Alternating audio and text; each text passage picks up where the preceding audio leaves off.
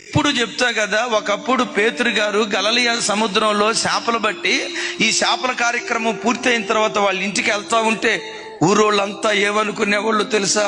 వస్తున్నాడు రోయ్ మనోడు, వస్తున్నాడు రోయ్ మనోడు అనేవాళ్ళు.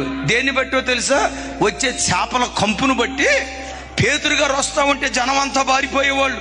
అమ్మో కంపు కంపు కంపు కంపు. ప్రభు చేతిలో పడిన తర్వాత ఆ పేతురు వీధులు గుండా వెళ్తా ఉంటే పారిపోయిన ప్రజలు పరిగెత్తుకుంటా వచ్చి, నీ నీడ మా మీద పడితే చాలయ్యా మా బ్రతుకు ధన్యం, మీ వస్త్రపు చెంగు ముట్టుకుంటే చాలు మా బ్రతుకులు అద్భుతం, మీ నడికట్టు తాకితే చాలు, మీ నీడ మా మీద పడితే చాలని అవమానపరచబడిన బ్రతుకులను మహిమ కలిగిన బ్రతుకులుగా మార్చాడు. యోహాను, యాకోబు, పేతురు వీళ్ళందరూ ఎక్కడి వారు అనుకుంటున్నారు? గలిలయ ప్రాంతానికి చెందిన వాళ్ళు, చేపలు పట్టుకునే వాళ్ళు. ఆ చేపలు పట్టుకునే వాళ్ళని గలిలయ ప్రాంత ఈ చేపల బెస్తవారిని పట్టుకొని వాళ్ళ ద్వారా భూలోకానికి సువార్తను అందించాడు. అవమానపరచబడిన ప్రజల బ్రతుకులను మహిమ కలిగిన బ్రతుకులుగా మార్చారు. నా చేతులెత్తి దైవజనమా మిమ్మల్ని దీవిస్తున్నాను. మీరెక్కడైనా ఏ ప్రజల మధ్యలోనైనా అవమానపరచబడ్డారా?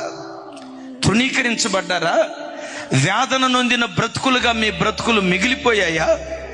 ఎగతాళికి, నిందకు, తిరస్కారానికి, అవమానానికి మీ బ్రతుకులు ఈరోజు ప్రజల ఎదుట ఒక విచిత్రంగా, ఒక తృణీకరించబడిన పరిస్థితిలో మీ బ్రతుకులు మిగిలిపోయాయా? నా చేతులెత్తి దీవిస్తున్నాను. గొప్ప వెలుగుగా పిలువబడుతున్న నీ ఆరాధ్య దైవం ఏదో ఒక రోజు తప్పకుండా నిన్ను దర్శిస్తాడు. ఎక్కడ తృణీకరించబడ్డావో అక్కడే మూలకు తలరాయిగా దేవుడు నిన్ను మారుస్తాడు. ఏ ప్రజల ఎదుట తలదించుకొని బ్రతికావో అదే ప్రజల ఎదుట తలెత్తుకొని తిరిగే దినాలు నిశ్చయంగా నీ బ్రతుకులో దేవుడు అనుగ్రహించునుగాక.